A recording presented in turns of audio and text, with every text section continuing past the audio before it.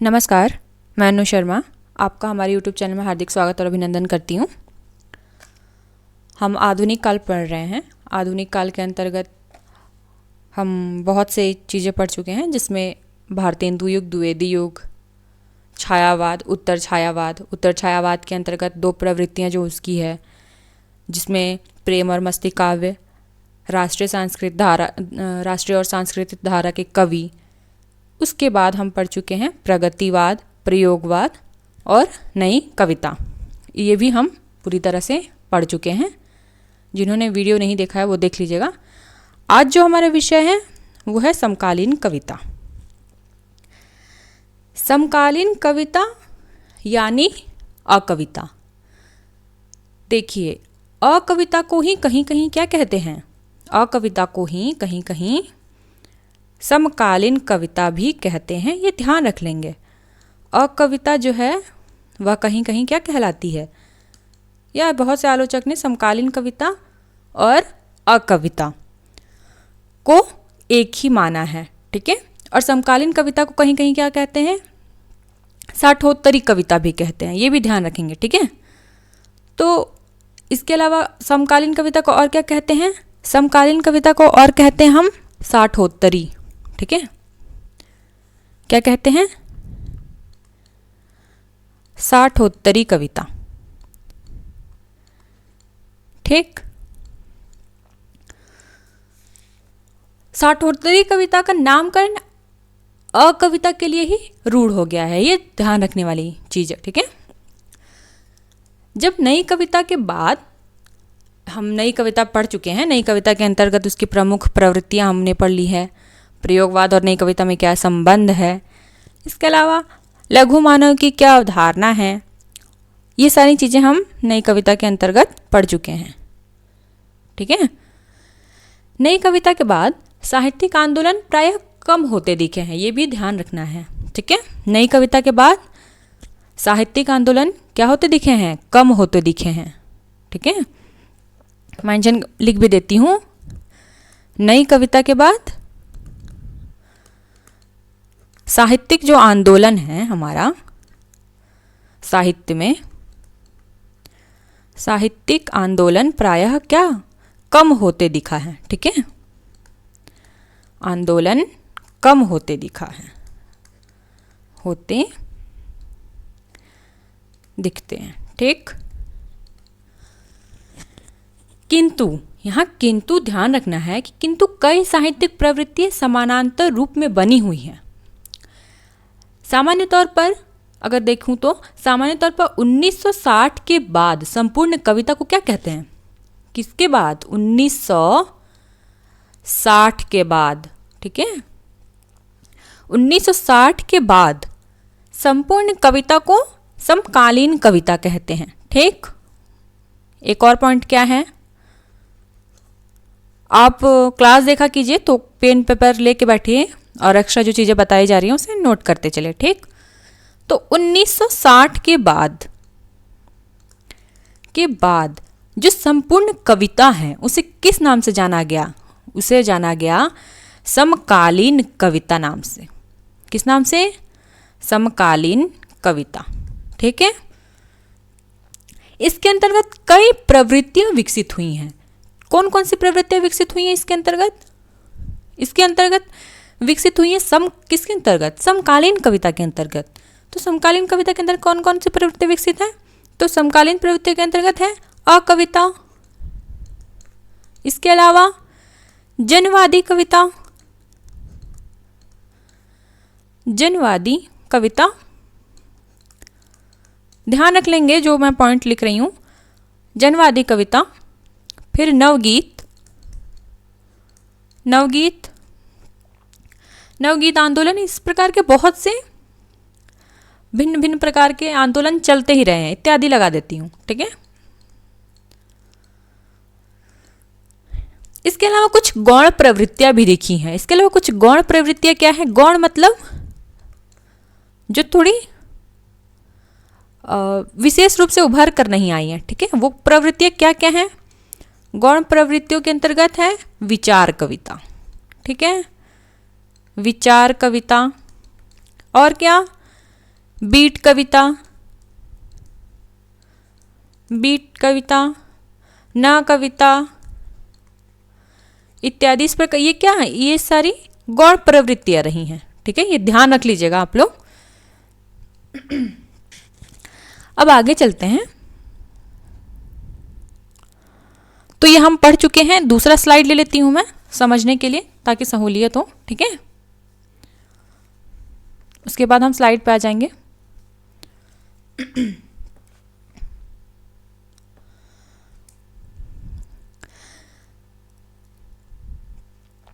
तो जो अकविता 1960 के बाद विकसित हुआ क्या है, आंदोलन है। मैंने बताया अकविता को समकालीन कविता के ही अंतर्गत रखते हैं, या वही आगे चल के क्या हो गया, रूढ़ हो गया। किस नाम से, साठोत्तरी कविता, समकालीन कविता के नाम से। ठीक है, अकविता की शुरुआत कब से होती है, 1960 के बाद से विकसित हुआ एक आंदोलन है, ये ध्यान रखेंगे। ठीक है, और इसे प्रतिष्ठित करने की कोशिश जो की थी, जिसे प्रतिष्ठित करने की कोशिश किन्होंने की थी, ये ध्यान रख लेंगे, रखने योग्य है, पूछ लेगा एक परीक्षा में।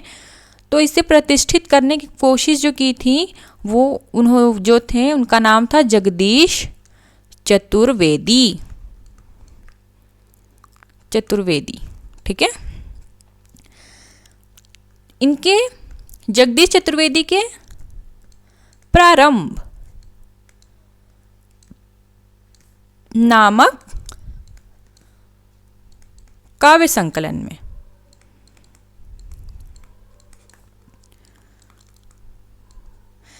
हुई। इसे प्रतिष्ठित करने की कोशिश किन्होंने की, इसे प्रतिष्ठित करने की कोशिश की थी जगदीश चतुर्वेदी ने। इन्होंने एक काव्य संकलन किया था, किस नाम से, प्रारंभ नाम से। ठीक है, अकविता का सबसे प्रसिद्ध काव्य जो ग्रंथ है, अब दूसरा पॉइंट क्या है, अकविता का जो सबसे प्रसिद्ध ग्रंथ है, पूछ सकता है, नोट कर लीजिएगा। अकविता का सबसे प्रसिद्ध जो ग्रंथ है, प्रसिद्ध काव्य ग्रंथ क्या है, काव्य ग्रंथ वो है विजप। क्या है, विजप। अच्छा, ये क्या है विजप, तो इसमें 3 रचनाकार हैं, ध्यान रख लेंगे। कितने, 3 क्या रचनाकार, किसमें, विजप में। तो कौन कौन है 3 रचनाकार में, पहला क्या नाम है, अकविता के सबसे प्रसिद्ध काव्य ग्रंथ का क्या नाम है, सबसे प्रसिद्ध काव्य ग्रंथ का नाम है विजप। विजप में कितने रचनाकार हैं, मैंने बताया 3। ठीक है, तो अब 3 रचनाकार कौन कौन है उसे देख लीजिए। पहले रचनाकार है गंगा प्रसाद विमल, गंगा प्रसाद विमल वी। ठीक है, ध्यान रखेंगे, गंगा प्रसाद विमल से क्या लिया गया है, वी। दूसरा नंबर क्या है, जगदीश चतुर्वेदी। ठीक है, जगदीश चतुर्वेदी से क्या लिया गया है, ज। ठीक है, तीसरे नंबर पे कौन आते हैं, श्याम परमार, इनसे क्या लिया गया है, प। ठीक है, तो क्या हो गया मिलके, गंगा प्रसाद विमल का वी, जगदीश चतुर्वेदी का ज, श्याम परमार का प, क्या हो गया, विजप। और ये क्या है, अकविता का सबसे प्रसिद्ध काव्य ग्रंथ है, क्या, विजप। ठीक है, और वहीं अगर ये पूछ लिया जाए कि इसे प्रतिष्ठित करने की सबसे पहली कोशिश जो की थी, कोशिश किन्होंने की थी, किसे, अकविता को। ठीक है, अकविता को सबसे पहले प्रतिष्ठित करवाने की कोशिश किन्होंने की थी, जगदीश चतुर्वेदी ने। और किस काव्य संकलन के माध्यम से, तो प्रारंभ काव्य संकलन के माध्यम से। ठीक है, आई होप कि ये सारी चीज़ें आप लोग को ध्यान रहेगा। ये तो रही हमारी अकविता की बात, यानी अकविता ही, मैंने क्या कहा, अकविता ही जानी जाती है किस नाम से, अकविता ही जानी जाती है समकालीन कविता के नाम से, या कहूँ मैं साठोत्तरी कविता के नाम से। ठीक है, और सातवें दशक के आरंभ में 7 कवियों का एक काव्य संग्रह कहाँ से आरंभ हुआ था? इलाहाबाद से। इसे क्या कहते हैं? इसे कहते हैं विद्रोही पीढ़ी। ठीक है, ये भी ध्यान रख लीजिएगा। कितने 7वें दशक में, 7वें दशक, ठीक है। और कहाँ से? इलाहाबाद से। इलाहाबाद से 7 कवियों का क्या प्रकाशित हुआ था? काव्य संग्रह। इसे क्या कहते हैं? इसे कहते हैं विद्रोही पीढ़ी। ठीक है, विद्रोही पीढ़ी क्यों कहते हैं ये, इस पर हम लोग अभी चर्चा करेंगे। ठीक है, अब और जो चीज़ें जानने योग्य हैं वो उस पर हम नज़र दौड़ा लेते हैं एक बार। वो है अकविता की विशेषताएं। ठीक है, अगर वो चीज़ें जान लेते हैं तो आपको इस काल के जो कवि हैं, इस कालखंड के, उनको जानने में, उनकी कविताओं को समझने में एक तरह से क्या होगी? सहूलियत होगी। ठीक है,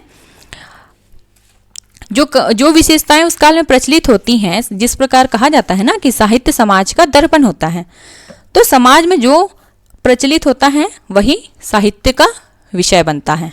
ठीक है, अकविता की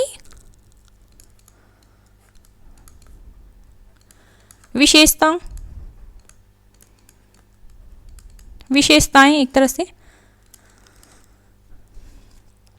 अब अकविता के अंतर्गत हमने नई कविता के अंतर्गत पढ़ा था ना कि नई कविता के कवि जो हैं वो शहरी कवि थे। तो शहरी जीवन की उपयोगितावादी मानसिकता और यांत्रिक बोध, ये इससे कवि क्या थे? एक तरह से खफा थे। इसके अलावा क्या थे?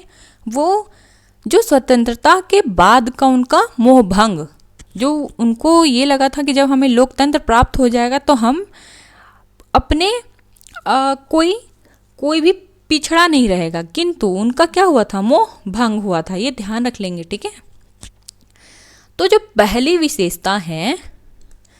विशेषता है जो अकविता है, अकविता वो विचारधाराओं तथा विचारों की विदाई की कविता है। ये ध्यान रख लेंगे। अकविता क्या है? विचारधाराओं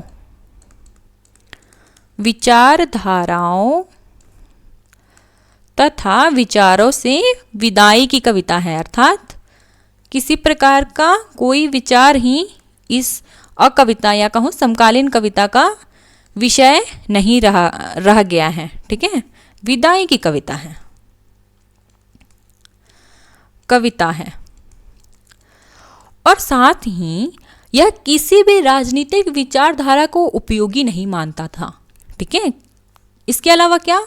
राजनीति जो विचारधारा है, जो राजनीतिक विचारधारा उसे क्या मानता था? उपयोगी नहीं मानता था। ये ध्यान रख लेंगे। कौन? अकविता या समकालीन कविता, ठीक है, को उपयोगी नहीं मानते थे, उपयोगी नहीं मानते थे। ठीक है, जिसमें लोकतंत्र, समाजवाद जैसे तमाम शब्द जो हैं इनके लिए क्या थे? निरर्थक थे। जैसे लोकतंत्र, क्यों निरर्थक थे? क्योंकि इनका मोह भंग हो चुका था, इसीलिए क्या थे? ये निरर्थक हो चुके थे ये सारे शब्द। ठीक है, लोकतंत्र, जो समाजवाद जैसे जो शब्द हैं, जिसे प्रारंभ में कवि जो है बहुत क्या हुए थे? प्रभावित हुए थे, किंतु जब उनका मोह भंग होता है तो उनके लिए ये लोकतंत्र, समाजवाद जैसी क्या राजनीतिक विचारधाराएं क्या होती हैं? उपयोगी नहीं रह जाती हैं। ये ध्यान रखेंगे। ठीक है, अगर पूछ लेता है नेट के परीक्षा में, इस प्रकार के प्रश्न विशेष रूप से बनते हैं या फिर अन्य परीक्षाओं में भी बनते हैं, हिंदी की जितनी भी परीक्षाएं होती हैं या फिर आप लोग फर्स्ट ग्रेड सेकंड ग्रेड की परीक्षाओं की तैयारी कर रहे हैं, लोग पूछते हैं कि मैम कैसे फर्स्ट ग्रेड की तैयारी करें। तो देखिए, हिंदी विषय है तो आपको तो पढ़ना ही पड़ेगा ना, सारी चीज़ें ही पढ़िए। वो चाहे आप टीजीटी पढ़ रहे हैं, टीजीटी की तैयारी कर रहे हैं, पीजीटी की तैयारी कर रहे हैं, रीट की तैयारी कर रहे हैं या फिर फर्स्ट ग्रेड सेकंड ग्रेड की तैयारी कर रहे हैं। ठीक है, तो क्या मैं बता रही थी? यहाँ पर आके जो लोकतंत्र, समाजवादी जैसे शब्द थे क्या हो गए थे? बिल्कुल निरर्थक हो गए थे, कवि के लिए उपयोगी नहीं रह गए थे। क्यों नहीं उपयोगी रह गए थे? क्योंकि उनका विश्वास उठ चुका था। ठीक है, इसके अलावा आई होप कि पहला पॉइंट समझ में आ गया होगा। इसके अलावा क्या है? इसमें मानवीय संबंधों के प्रति अनास्था का भाव देख लीजिए, मैं लिख लेती हूँ ताकि आप लोग को बेहतर तरीके समझ में आए।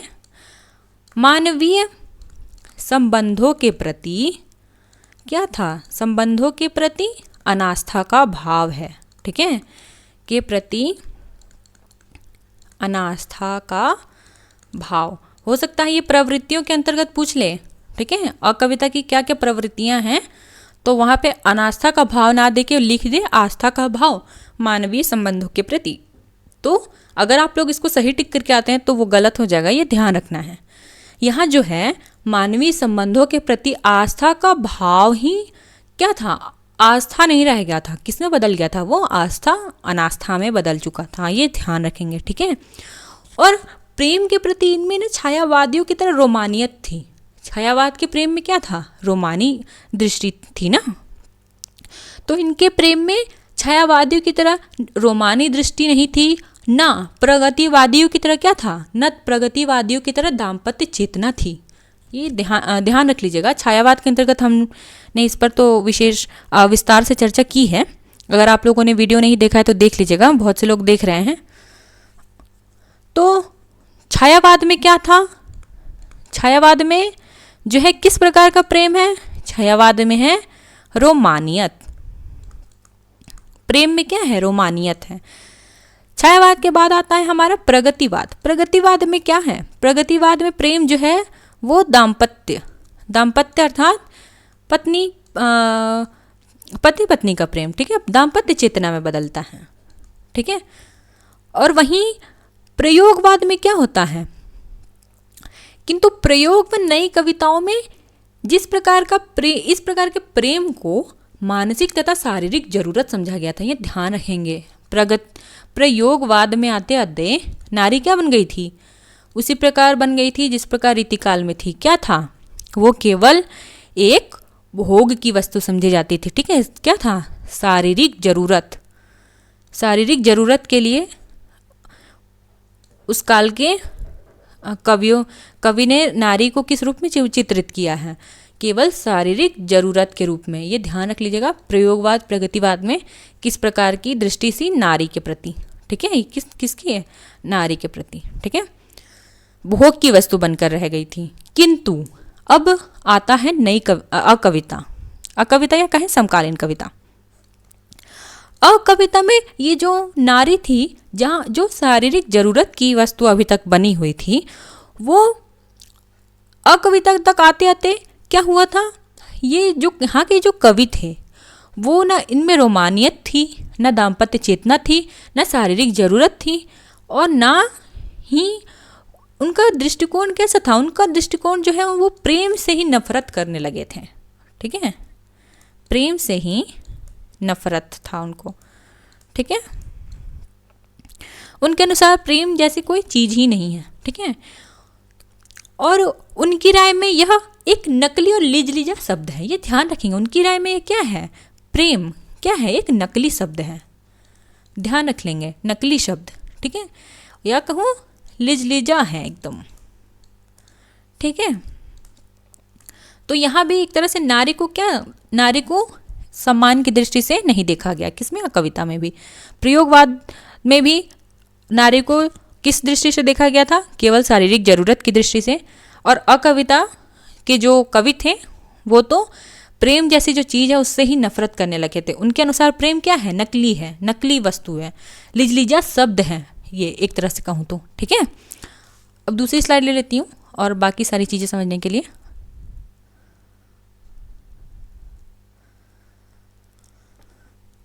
ये हुई, हम तीसरे बिंदु के अंतर्गत चर्चा करें। अब चौथा जो बिंदु है हमारा वो है अकविता। जो है अकविता, मैंने कहा था अकविता किसकी कविता है? महानगरी की, महानगरीय बोध की कविता है, नगरीय बोध की कविता है, ये ध्यान रखेंगे, ठीक है। महानगरीय बोध की कविता है। कौन सी कविता? अकविता, ठीक है। और महानगरीय बोध की कविता है तो महानगरों का जीवन किस प्रकार का था? यांत्रिकता से भरा हुआ, ठीक है, उपयोगितावादी दृष्टि से भरा हुआ, और ये भी ध्यान रखेंगे कि अकविता में शामिल कवि कहाँ के थे। अकविता में जितने भी कवि शामिल थे वो विशेष रूप से कस्बों के लोग हैं, जो महानगरी जीवन के तनाव को झेल नहीं पाते हैं। ध्यान रखेंगे कवि कहाँ किससे संबंधित है, कस्बों के हैं, ठीक है। और जो क्या करते हैं, जो महानगरीय बोध की जो तनाव है उसको झेलने में असमर्थ हैं, एक तरह से कहा जाए। क्यों? क्योंकि नगरीय जीवन में क्या है, यांत्रिकता है ना। व्यवस्था में लीन एक अजीब सी उमस और अजनबीपन तथा अकेलेपन की भावना उनमें क्या कर गई है, घर कर गई है। क्या क्या? अजनबीपन, अकेलापन, ठीक है। ये जो भावना है घर कर गई है किसमें? अकविता के कवि, जो समकालीन कविता के कवि हैं, ठीक है। ये आई होप कि आप लोग चीज़ें समझ पा रहे होंगे। बहुत सरल सहज भाषा में समझाने की कोशिश भी कर रही हूँ। अब आता है अकविता में नारी के प्रति। मैंने बता ही दिया लेकिन फिर भी और थोड़ा विस्तार से देख लेते हैं कि अकविता में किस प्रकार की दृष्टि से नारी के प्रति। अकविता में नारी के प्रति, नारी के प्रति गरिमा, एक तरह से मैं गरिमापूर्ण लगा देती हूँ, गरिमापूर्ण दृष्टि नहीं थी, ठीक है। गरिमापूर्ण दृष्टिकोण करते हैं, दृष्टिकोण नहीं है, नहीं मिलता, ठीक। और यहाँ और इन कवियों की चेतना, प्रेम चेतना कैसी है? मुक्त भोग, ठीक है।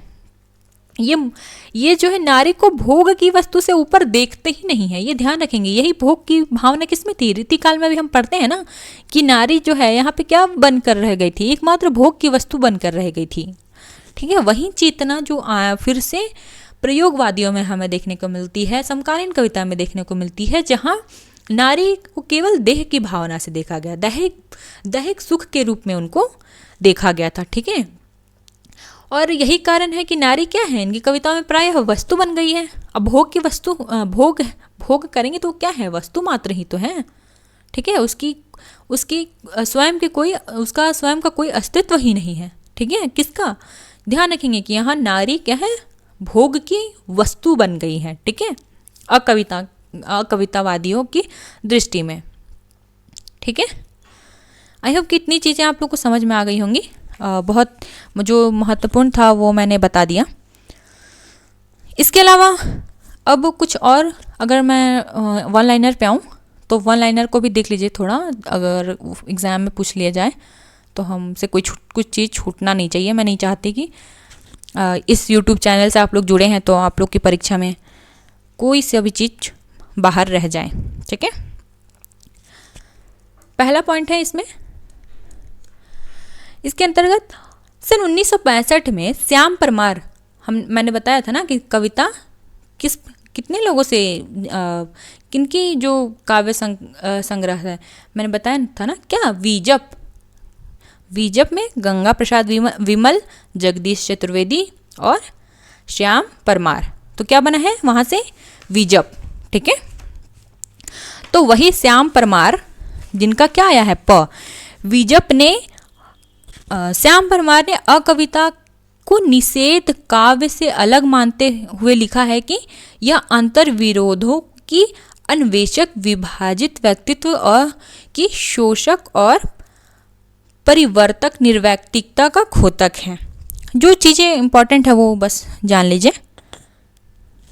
इसके अलावा बीट जनरेशन ये पूछा जाता है। बीट जनरेशन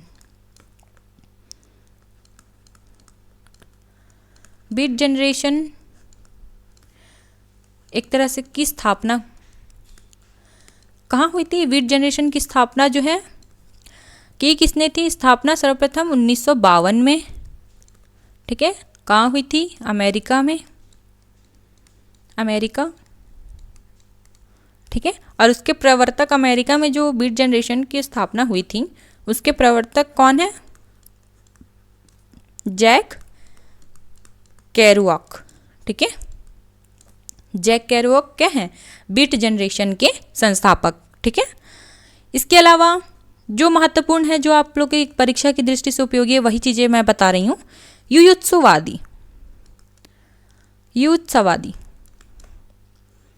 युयुत्सवादी जो कविता है, इस जो कविता आंदोलन है, इसके जो प्रवर्तक हैं, प्रवर्तक कौन है? प्रवर्तक की बात करूं तो इसका प्रवर्तन किसने किया था? इसका प्रवर्तन किया था शलभ श्री राम सिंह ने। ठीक है, शलभ श्री राम सिंह ने कब किया था? 1965 में किया था। ठीक है, कहाँ किया था? कलकत्ता में, ध्यान रख लेंगे, कलकत्ता, कलकत्ता। ठीक है, और किसके माध्यम से किया था? एक पत्रिका निकलती थी, किस नाम से? युयुत्सा, युयुत्सा पत्रिका निकलती थी। ठीक है, पत्रिका, इसके माध्यम से उन्होंने क्या किया था? युयुत्सावादी कविता का प्रवर्तन किया था। ठीक है, और एक और चीज जो जानने योग्य है वो है वाम कविता। पूछा जाता है जो, वही बता रही हूँ, वाम कविता, क्योंकि इतनी चीजें याद रखना संभव नहीं है। वाम कविता या प्रतिबद्ध कविता, प्रतिबद्ध कविता। ठीक है, इसका जो प्रवर्तन किया था वो किसने किया था? डॉक्टर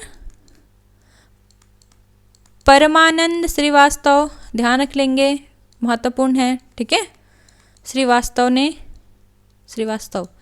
ठीक है, किसका? वाम कविता या प्रतिबद्ध कविता। वाम कविता का ही एक नाम है प्रतिबद्ध कविता। ठीक, आई होप कि इतनी चीज़ें याद हो गई होंगी आपको। और एक ध्यान रख लीजिए, वो है ताजी कविता। ताजी कविता, इसका प्रवर्तन लक्ष्मीकांत वर्मा, लक्ष्मीकांत वर्मा।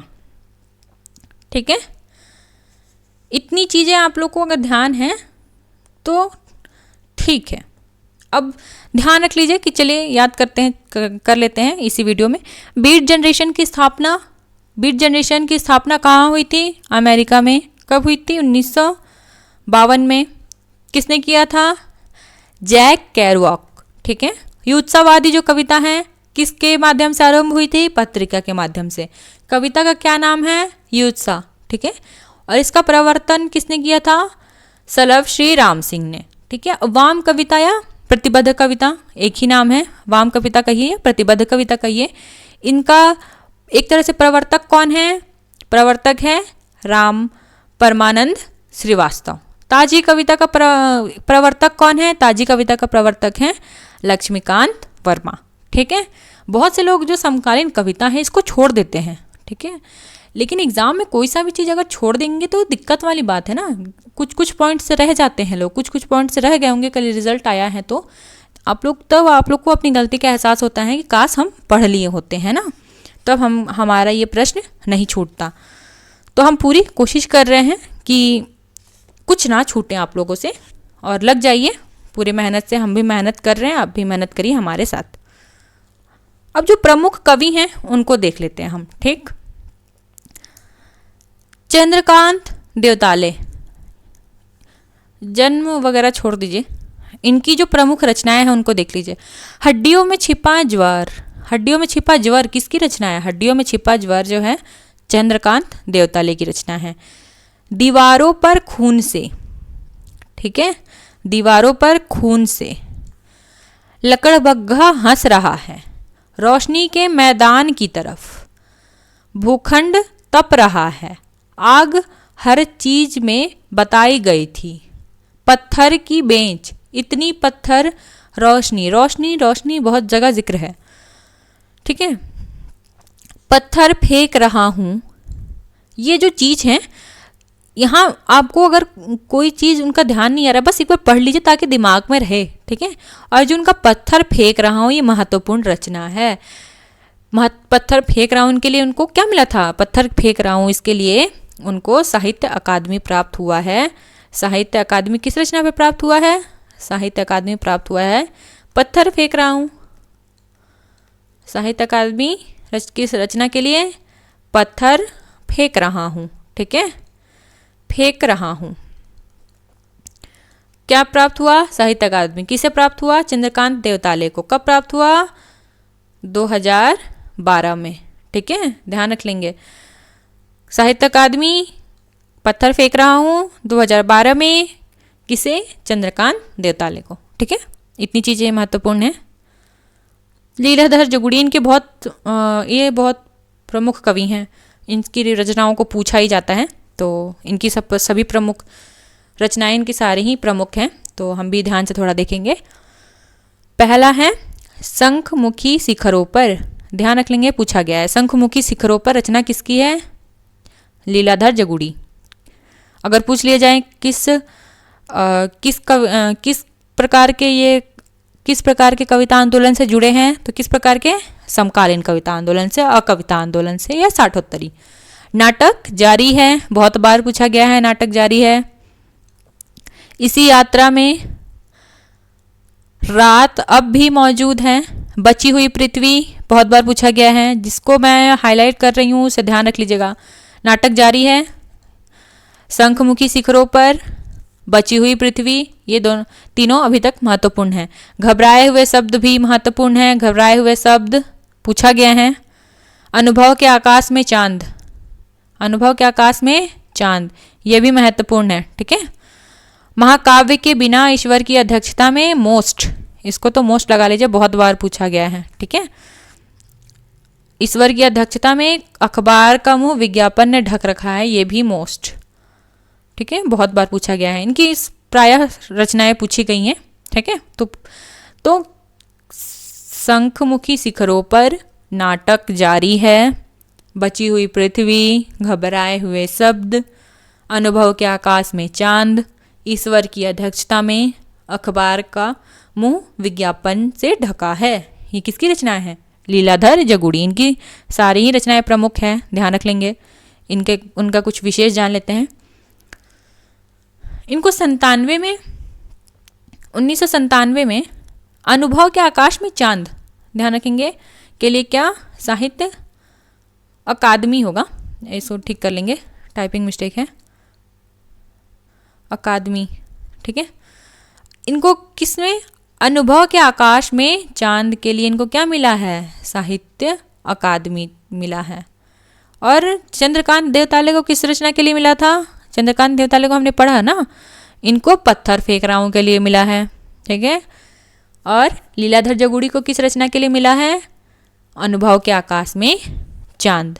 लीलाधर जगुड़ी क्या? साहित्य अकादमी, साहित्य अकादमी। किस कविता के लिए? अनुभव के आकाश में चांद, अनुभव के आकाश में चांद ठीक है।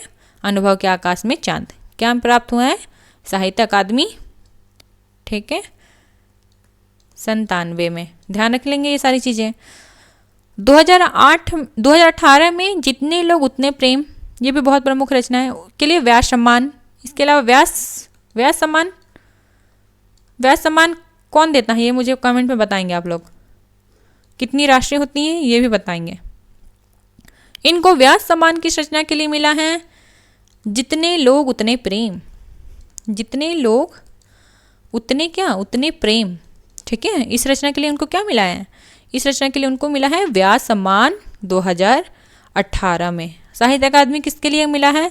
साहित्य अकादमी जो है उनकी रचना अनुभव के आकाश में चांद के लिए मिला है, ठीक है। और सरस्वती सम्मान भी मिला है। सरस्वती सम्मान जो है वो किस रचना के लिए मिला है? सरस्वती सम्मान जो है वो नाटक जारी है के लिए मिला है, ठीक है, जो बहुत ही महत्वपूर्ण है। सारी चीज़ें ध्यान रख लीजिएगा। सरस्वती सम्मान किस रचना के लिए? नाटक जारी है। साहित्य अकादमी अनुभव के आकाश में चांद। व्यास जितने लोग उतने प्रेम, ठीक है। और ये नाटक जारी है क्या है? उनकी एक लंबी कविता है, ध्यान रख लेंगे। नाटक जारी है क्या है? उनकी एक लंबी कविता है। वहाँ जरूर कोई दिशा है, ये भी क्या है? ये एक लंबी कविता है, ठीक है। अब बलदेव खटिक, इन पर आते हैं। यह कविता बची हुई पृथ्वी में संकलित है। बलदेव खटिक जो उनकी रचना है क्या किस में संकलित है? बची हुई पृथ्वी में संकलित है। क्या है? बलदेव खटिक किस में संकलित है? बची हुई पृथ्वी में, ठीक है। ध्यान रख लेंगे ये सारी चीज़ें। आगे चलते हैं। अब है अरुण कमल, ये भी बहुत प्रमुख कवि हैं। अरुण कमल पर भी ध्यान रख लीजिएगा।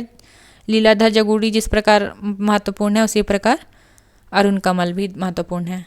किस विचारधारा से जुड़े हैं? वामपंथी विचारधारा से जुड़े कवि हैं। ठीक है। अपनी केवल धार बहुत महत्वपूर्ण रचना है। प्रकाशन वर्ष क्या है? 1980 की। क्या है? अपनी केवल धार। ठीक है, बहुत प्रसिद्ध रचना है। नए इलाके में बहुत ही महत्वपूर्ण रचना है। पुतली में संसार, मैं वो शंख महाशंख, ये इनकी प्रमुख रचनाएं हैं। केवल, अपनी धार, नए इलाके में, ये दो प्रमुख विशेष रूप से ध्यान रख लीजिएगा। इसके अलावा सबूत, ये भी जो रचना है वो किसकी है? अरुण कमल। और ध्यान तो ये सारी चीज़ें ही रख लीजिए, लेकिन विशेष रूप से ध्यान अपनी केवल धार, नए इलाके में, ठीक है, पुतली में संसार, ये जो इनकी बहुत ही महत्वपूर्ण रचनाएं हैं। ठीक है। 98 में नए इलाके में के लिए इनको क्या मिला था? साहित्य अकादमी। 1998 में इनको साहित्य अकादमी जो है इनको प्राप्त किस रचना के लिए हुआ? साहित्य अकादमी जो इनको प्राप्त हुआ वो है नए इलाके में के लिए। ठीक है, नए इलाके में। ठीक है। और अपनी केवल धार जो कि 80 की प्रसिद्ध पंक्ति है, बहुत प्रसिद्ध पंक्ति है, ये ध्यान रख लेंगे। बहुत से कॉलेजेस में, बहुत जगह इसका प्रयोग किया जाता है। सारा लोहा उन लोगों का, केवल अपनी धार, इनकी प्रसिद्ध पंक्ति है। ठीक है, सारा लोहा उन लोगों का, अपनी केवल धार। ठीक है। अब ज्ञानेंद्र पति का काव्य संग्रह देख लीजिए। आँख हाथ बनते हुए, शब्द लिखने के लिए ही कागज बनते हैं। गंगा तट, संशयात्मा इनका अगर ध्यान रखना है ज्ञानेंद्र पति का, तो ये ध्यान रख लीजिए। संशयात्मा जो है इनको ज्ञानेंद्र पति, इनकी एक रचना है। क्या रचना है? संशयात्मा। इसको क्या मिला है? साहित्य अकादमी। ठीक है। जिसको कुछ पुरस्कार प्राप्त है उस रचना को तो विशेष रूप से ध्यान रख लेंगे, और उसका प्रकाशन वर्ष भी। ठीक है, संशयात्मा ज्ञानेंद्र पति की रचना है। इसके अलावा भिनसार भी ध्यान रख लीजिएगा, 2006 की रचना है। ठीक, आगे चलते हैं। श्रीकांत वर्मा, ये भी बहुत महत्वपूर्ण कवि है। इनकी बहुत रचनाओं को पूछा जाता है, बहुत बार परीक्षाओं में पूछा गया है और आगे भी पूछा जाएगा ही। भटका मेघ, दिनारंभ, माया दर्पण, जलसा घर, मगध बहुत महत्वपूर्ण रचनाएं हैं। गरुड़ किसने देखा है, ये भी बहुत पूछा गया है। ठीक है, सारी ही रचनाएं महत्वपूर्ण हैं, जिसमें माया दर्पण तो मोस्ट लगाइए, ये याद रहना ही चाहिए। जलसा घर भी याद रहना ही चाहिए। ठीक है, मगध भी याद रहना ही चाहिए। गरुड़ को किसी ने देखा, ये भी 2 बार परीक्षा 1-2 बार पूछा गया है, मैंने देखा है। ठीक है, नोट। मगध के लिए इनको क्या प्राप्त हुआ था? श्रीकांत वर्मा जो है उनको किस रचना के लिए साहित्य अकादमी प्राप्त हुआ? साहित्य अकादमी जो प्राप्त हुआ है किस रचना के लिए प्राप्त हुआ है? मगध के लिए। ठीक है, ध्यान रख लेंगे। मगध, भटका मेघ, माया दर्पण, जालसा घर, गरुड़ किसने देखा है? देखा। ठीक, आगे चलते हैं।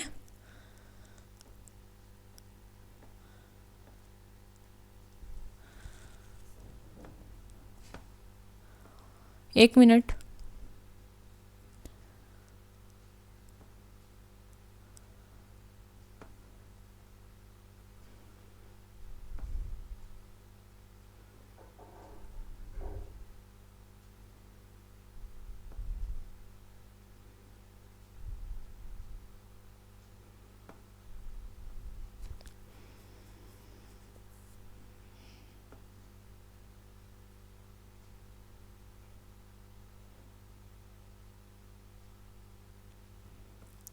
आगे चलते हैं। आगे है एकांत श्रीवास्तव। काव्य संग्रह इनका देख लीजिए। मिट्टी से कहूँगा धन्यवाद किससे कहेंगे धन्यवाद? मिट्टी से। नागरिक व्यथा, अन्न है मेरे शब्द, बीज से फूल तक, नाग केशर का देश यह, धरती अधखिला फूल है। किसकी रचना है? एकांत श्रीवास्तव की रचना है, ध्यान रख लीजिएगा। ठीक, आगे है स्वप्निल श्रीवास्तव। स्वप्निल श्रीवास्तव की जो रचना है, ईश्वर एक लाठी है, ताक पर दिया सलाई। ईश्वर क्या है? एक लाठी है। स्वप्निल श्रीवास्तव, ताक पर दिया सलाई, मुझे दूसरी पृथ्वी चाहिए। इनको ये पृथ्वी ठीक नहीं लग रही है, मुझे दूसरी पृथ्वी चाहिए। जिंदगी का मुकदमा, जब तक है जीवन। किसकी रचना है? स्वप्निल श्रीवास्तव। कुछ अन्य रचनाकार देख लीजिए। मल्यज, मल्यज जख्म पर धूल। मल्यज की रचना है एक जख्म पर धूल। ठीक है। गीत चतुर्वेदी, गीत चतुर्वेदी का थोड़ा ध्यान रख लीजिएगा, इनके बहुत से लोग कोट्स यूज़ करते हैं। ठीक है, जहाँ पे भी देखिएगा इनके कोट आप लोग को मिल जाएंगे। तो अलाप में गिरह और नूतनतम मैं, ये किसकी रचना है? गीत चतुर्वेदी का। आलोक धनवा, दुनिया रोज बनती है, ये इनका ध्यान रख लेंगे। आलोक धनवा क्या? दुनिया रोज बनती है। वीरेन डांगवाल, इसी दुनिया में, दुष्चक्र में सृष्टा। सौमित्र मोहन, लुकमान अली, ये लुकमान अली पूछा गया है एक दो बार, तो ध्यान रख लीजिएगा। लुकमान अली किसकी रचना है? सौमित्र मोहन की रचना है। ठीक है। व्यक्तिक और सामाजिक संदर्भों की टकराहट की कविता की भावभूमि सृजित हुई है। इस कविता में क्या है? लुकमान अली में व्यक्तिक और सामाजिक संदर्भों की टकराव से कविता की भावभूमि सृजित है। व्यक्ति है और एक और समाज है, इसके टकराव से ये इस कविता की क्या है?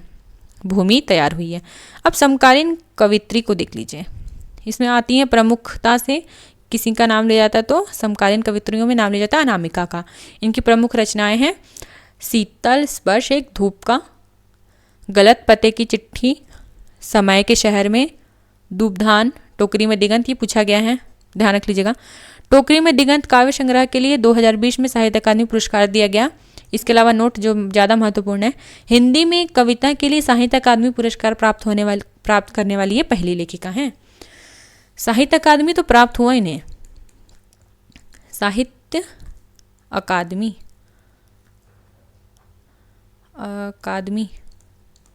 ठीक है, किंतु ये ध्यान रखेंगे कि ये साहित्य अकादमी प्राप्त करने वाली एकमात्र क्या है? महिला हैं, जिनको क्या प्राप्त हुआ है? जिनको कविता के क्षेत्र में क्या प्राप्त हुआ है? साहित्य अकादमी प्राप्त हुआ है। और टोकरी में दिगंत, थेरी गाथा करके रचना है। टोकरी में दिगंत थेरी गाथा करके इनकी एक रचना है, उस पर इनको क्या प्राप्त हुआ है? साहित्य अकादमी प्राप्त करने वाली पहली महिला लेखिका हैं। ठीक है, कवित्री हैं एक तरह से कहूँ तो। ठीक है, टोकरी में दिगंत एक थेरी गाथा से मतलब होता है कि बौद्ध भिक्षुणियों को क्या कहते हैं? थेरी। ठीक है, उस समय के बौद्ध भिक्षुणियों के जीवन को आधार बना के इन्होंने लिखा है टोकरी में दिगंत एक थेरी गाथा, जिस पर इन्हें क्या प्राप्त हुआ? साहित्य अकादमी, और ये साहित्य अकादमी प्राप्त करने वाली पहली महिला कवित्री बन गई। ठीक है। कात्यायनी की प्रमुख रचनाएं देख लीजिए। कात्यायनी, ये पूछा गया है, 7 भाइयों के बीच चंपा, किसकी रचना है? 7 भाइयों के बीच चंपा कात्यायनी की रचना है। ठीक। इस पौरुषपूर्ण समय में, चेहरों पर आँच, जादू नहीं कविता, ये भी पूछा गया है। राख अंधेरे की बारिश में, फुटपाथ पर कुर्सी, ये सारी रचनाएं किसकी हैं? कात्यायनी। ठीक है। अब प्रमुख रचना है जो वो है सुनीता जैन। उनके काव्य संग्रह देख लीजिए। हो जाने दो मुक्त, हथेली पर चांद, उतना भर समय, क्षमा, खंड काव्य क्षमा में तुलसीदास और रत्नावली की कथा को अनूठे भाव से नूतन शैली में अभिव्यक्त किया गया है। किसमें? उनकी जो क्षमा क्या है? क्षमा जो है उनका एक खंड काव्य है। खंड काव्य और महाकाव्य में मैंने अंतर बताया था ना। महाकाव्य जो होता है, या प्रबंध काव्य और खंड काव्य एक ही बात है। महाकाव्य कहिए उसको या प्रबंध काव्य कहिए। प्रबंध काव्य जो क्या होता है? प्रबंध काव्य जो है समग्र जीवन को आधार बनाकर चलता है, और खंड काव्य जीवन के किसी एक विशेष भाग को आधार बनाता है। ठीक है, इस पे आचार्य शुक्ला का बहुत प्रसिद्ध कथन भी है। क्या कहते हैं वो, अगर प्रबंध काव्य विस्तृत वनस्थली है तो प्रबंध काव्य अगर विस्तृत वनस्थली है तो खंड काव्य क्या है, चुना हुआ गुलदस्ता है। ठीक है, आगे चलते हैं। क्षमा में इन्होंने क्या किया है, तुलसीदास और उनकी पत्नी रत्नावली को के जीवन को आधार बनाया है, किंतु उसकी शैली कैसी है, नूतन शैली है, नया है। ठीक है, भाव कैसा है, नया है। ठीक है, नीलेश रघुवंशी, इनकी रचना है अंतिम पंक्तियों में पानी का स्वाद, खिड़की खुलने के बाद, इतने दिनों बाद। ये सारी रचनाएं किसकी हैं, नीलेश रघुवंशी की। नासिरा शर्मा की देख लीजिए। नासिरा शर्मा की रचना है एक अफ्रो एशियाई साहित्य, 6 खंडों में अफ्रो एशियाई कविता का हिंदी अनुवाद किया है। ठीक है, किस साहित्य का, अफ्रो एशियाई का। कितने खंडों में है, 6 खंडों में। ध्यान रख लीजिएगा, ये कितने खंडों में, 6 खंडों में। ठीक है, किसने किया है, नासिरा शर्मा की रचना है। मैत्रेयी पुष्पा की रचना है लकीरें। ठीक, आगे चलते हैं। कुछ दलित कवियों को जान लीजिए। सबसे पहले मुझे ये बताइए कि नींव किसने डाली थी दलित साहित्य की। बहुत से लोग को लगता होगा कि नींव डालने वाले अंबेडकर हैं, लेकिन ध्यान रखिएगा, नींव अगर डालने की बात की जाए तो वो हैं ज्योतिबा राव फूले। ठीक है, और लेकिन उसको विस्तार देने का कार्य किसने किया था, डॉक्टर भीमराव अंबेडकर ने। ठीक है, और कहाँ से, जो एक तरह से मैं कहूँ दलित आंदोलन की शुरुआत किस राज्य से मानी जानी चाहिए या फिर मानी जाती है, तो वो है महाराष्ट्र से। ठीक, उनकी एक प्रमुख और सबसे पहले दलित विमर्श को उठाने वाले कवि कौन है, सबसे पहले रैदास है ना, जिनको रविदास कहते हैं। ठीक है, ये क्या है, दलित विमर्श से ही जुड़े कौन थे, कवि थे। अब जो दलित विमर्श में हीरा डोम, इनकी बहुत प्रसिद्ध रचना है अछूत की शिकायत, जो कहाँ छपी थी, सरस्वती पत्रिका में छपी थी। ध्यान रख लीजिएगा, सरस्वती पत्रिका में छपी है सितंबर 2014 के अंक में। ठीक है, क्या, अछूत की शिकायत। रचना अछूत की शिकायत, रचनाकार हीरा डोम। ठीक है, कहाँ छपी थी, सरस्वती पत्रिका में। कब छपी 14 में, 1914 में। ठीक, ओम प्रकाश वाल्मीकि, ये भी प्रमुख है और ये भी तो बहुत पूछा जाता है इनसे। सदियों का संताप किसकी रचना है, सदियों का संताप ओम प्रकाश वाल्मीकि। बस बहुत हो चुका और अब नहीं, सदियों से संताप झेल रहे हैं, अब बस बहुत हो चुका, अब नहीं झेलेंगे। तो एक बिंब बना लीजिए, वहाँ से याद कर लीजिए, सदियों से संताप झेल रहे हैं, बस बहुत हो चुका, अब नहीं झेलना है। ठीक है, तो आई होप कि ये तीनों रचनाएं याद हो गई होंगी आपको लोग को। डॉक्टर एन सिंह, सतह से उठते हुए और दर्द के दस्तावेज, किसकी रचना है, सतह से उठते हुए दर्द के दस्तावेज जो है वो डॉक्टर एन सिंह की रचना है। ठीक है, शिवराज सिंह बेचैन, ये भी बहुत प्रसिद्ध एक तरह से मैं करूँ दलित साहित्य है। तो ये नई फसल, क्रोच हूँ मैं, चमार की चाय, क्रोच हूँ मैं और चमार की चाय, नई फसल। ध्यान रख लीजिएगा किसकी, शिवराज सिंह बेचैन की। ठीक, आगे चलते हैं। कालीचरण स्नेही, कालीचरण स्नेही जहाँ तक मैं ख्याल कर पा रही हूँ ये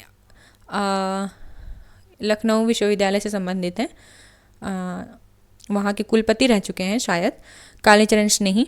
आरक्षण अपना अपना, ठीक, सुनो कॉमरेड, कविता का लोकतंत्र, ये ज़्यादा महत्वपूर्ण है, कविता का लोकतंत्र, सोन चिड़ैया, ये 2 रचनाएं को ध्यान रख लीजिएगा।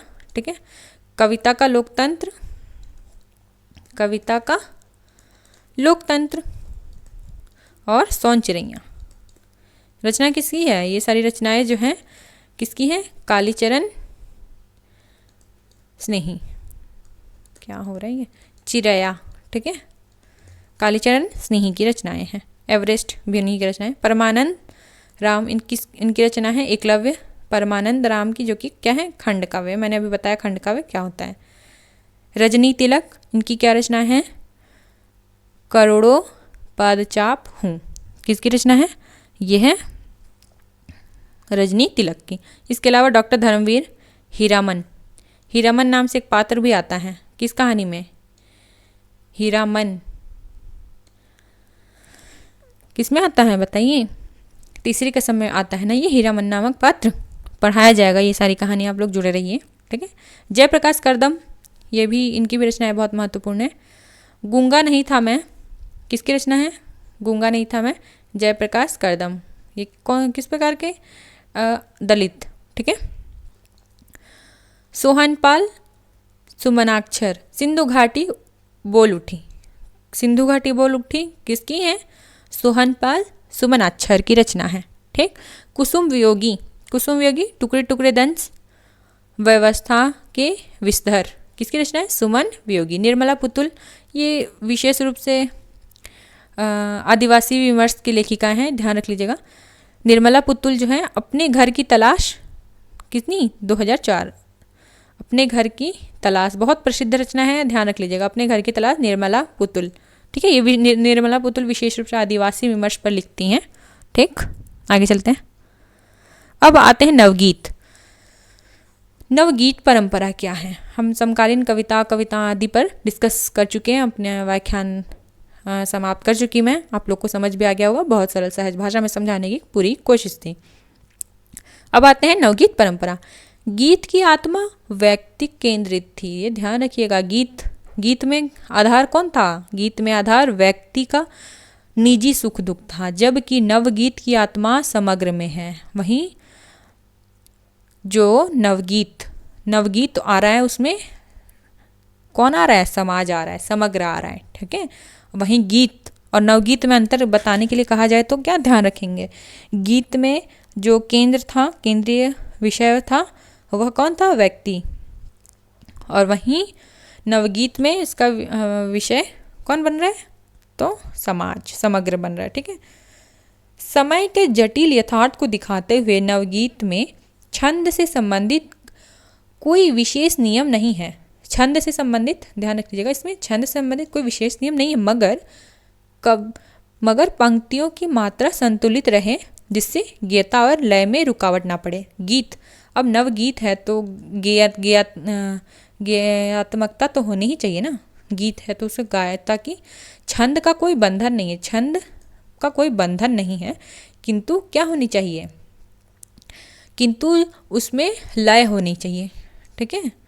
उसमें गेयात्मकता होनी चाहिए, ध्यान रख लीजिएगा, ठीक है। गेयात्मकता या फिर गेयता होनी चाहिए, ठीक है। और ताकि लय में रुकावट ना पड़े, ठीक। संस्कृति व लोक तत्व का समावेश हो, उसमें क्या हो? संस्कृति का समावेश हो, लोकतंत्र का समावेश हो। आई होप इतनी चीज़ें समझ आ गई होंगी।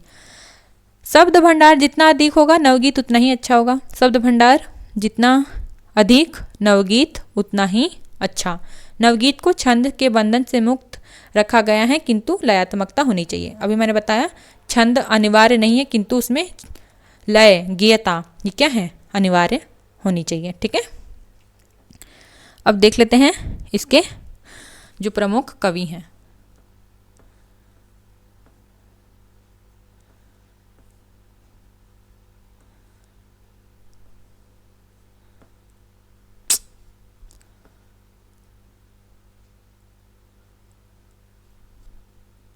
इसके जो प्रमुख कवि हैं, किसके? जो नवगीत परंपरा, ठीक है। हम अब अभी हमने डिस्कस किया क्या कि नवगीत परंपरा के अंतर्गत क्या अनिवार्य नहीं है? नवगीत परंपरा के अंतर्गत छंद अनिवार्य नहीं है, किंतु उसमें क्या अनिवार्य है? उसमें लय अनिवार्य है, ठीक है। उसमें गेयता होनी चाहिए। और साथ ही नवगीत जो है, नवगीत ने किसे आधार बनाया? नवगीत ने व्यक्ति को आधार बनाया, ठीक है। व्यक्ति चेतना को आधार नहीं बनाया, बल्कि समाज को आधार बनाया, जबकि गीत का आधार क्या था? व्यक्ति था, ठीक है। सन 1958 में राजेंद्र प्रसाद सिंह द्वारा संपादित गीतांगिनी शीर्षक से नवगीत परंपरा की शुरुआत होती है। नवगीत परंपरा की शुरुआत किससे मानी जाती है? राजेंद्र प्रसाद सिंह ने किसका संपादन किया था? गीतांगिनी, ठीक है, शीर्षक से नवगीत परंपरा की शुरुआत की। किस नाम से? गीतांगिनी। वहीं गीतांजलि एक रचना है, किसकी है? कोई बता सकता है? और कौन सा पुरस्कार प्राप्त हुआ था? तो ध्यान रख लेंगे, गीतांजलि बहुत प्रसिद्ध रचना है, जो कि गुरुदेव रविंद्रनाथ टैगोर की रचना है, जिस पर कौन सा पुरस्कार? नोबेल पुरस्कार प्राप्त हुआ 1913 में, ठीक है, जिसे इन्होंने कब लौटा दिया था? जालियांवाला बाग हत्याकांड के बाद उन्होंने नोबेल पुरस्कार क्या किया था? अपने लौटा दिया था। शंभुनाथ सिंह, पहले तो यही ध्यान रख लेंगे कि शंभुनाथ सिंह किससे जुड़े हैं? नवगीत से, ठीक है, नवगीत जो परंपरा है उससे जुड़े हैं। कौन? शंभुनाथ सिंह। जितने भी शंभुनाथ सिंह हैं, गोपाल दास नीरज हैं, ये सभी किससे जुड़े हैं? ये सब जो है नवगीत से जुड़े हैं। नाम अगर पूछ लें कि शंभुनाथ सिंह किससे जुड़े हैं तो नवगीत परंपरा से जुड़े हैं, ठीक है, ध्यान रख लीजिएगा, परंपरा, ठीक। गोपाल दास नीरज। अब शंभुनाथ सिंह की कुछ रचनाएं देख लीजिए। समय की शिला पर, किसकी रचना है? शंभुनाथ सिंह की रचना है। दर्द जहां नीला है, किसकी रचना है? शंभुनाथ सिंह की रचना है, ठीक। अब गोपाल दास नीरज, नीरज का पाती आवासरी, लहर पुकारते गीत भी अगीत भी, ये किसकी रचना है? गोपाल दास नीरज की, ठीक। अब आते हैं गजलों पर। आज जो है हमारा जो आधुनिक साहित्य है पूर्णतः समाप्त हो रहा है। हम पूरी तरह से सब सारी चीज़ें पढ़ चुके हैं, जिसमें भारतेंदु युग से लेकर गजलों तक, यानी जितनी चीज़ें हमारे सिलेबस में हैं आज हमारे यूट्यूब पे उसकी क्लास समाप्त हो रही हैं। अब हम क्या आरंभ करेंगे? अब हम गद्य साहित्य आरंभ करेंगे, ठीक। वीडियो देखिए, आप लोग कमेंट कीजिए कि आप लोग को कैसा क्या लग रहा है। आधुनिक हिंदी गजल का प्रवर्तक बहुत पूछा गया है। गजल का प्रवर्तक कौन है? दुष्यंत कुमार, ठीक है। गजल का प्रवर्तन दुष्यंत कुमार ने किया था। मूल नाम क्या था? दुष्यंत नारायण त्यागी। ध्यान रख लीजिएगा, दुष्यंत कुमार उनका मूल नाम नहीं है। क्या नाम है? बल्कि दुष्यंत नारायण त्यागी उनका क्या है? मूल नाम है, ठीक है। परदेसी और अनुराग नाम से भी लिखते थे। कौन? परदेसी और अनुराग। अगर पूछ लिया जाए तो ध्यान रखना है, परदेसी और अनुराग नाम से कौन लिखता था? परदेसी और अनुराग, परदेसी और अनुरागी। ध्यान रखें, परदेसी में भी सी लगा है, इसमें गी लगा है। परदेसी अनुरागी नाम से लिखते थे दुष्यंत कुमार, जिनका मूल नाम था दुष्यंत नारायण त्यागी, ठीक। गजल में कुंवर बेचैन को देख लीजिए। सामियाने कांच के पत्थर की, बांसुरी महावर इंतजारों की, रस्सियाँ पानी की, ये सारी रचनाएं किसकी हैं? कुंवर बेचैन की, ठीक। उसके बाद है आदम गोंडवी, धरती की सतह पर समय से मुठभेड़, किसकी रचना है? आदम गोंडवी। दुष्यंत की जो रचना है साये में धूप, बहुत महत्वपूर्ण है, जो कि दुष्यंत नारायण त्यागी क्या कहलाते हैं? ये विशेष रूप से गजल के प्रवर्तक, ठीक। त्रिलोचन शास्त्री, गुलाब और बुलबुल पूछा गया है, ध्यान रख लीजिएगा। त्रिलोचन शास्त्री का गुलाब और बुलबुल, ठीक है, बहुत महत्वपूर्ण रचना है, ध्यान रख लीजिएगा, ठीक। तो आज की क्लास को हम यहीं विराम देते हैं। आप लोग को क्लास कैसा लगा ज़रूर कमेंट में बताइए।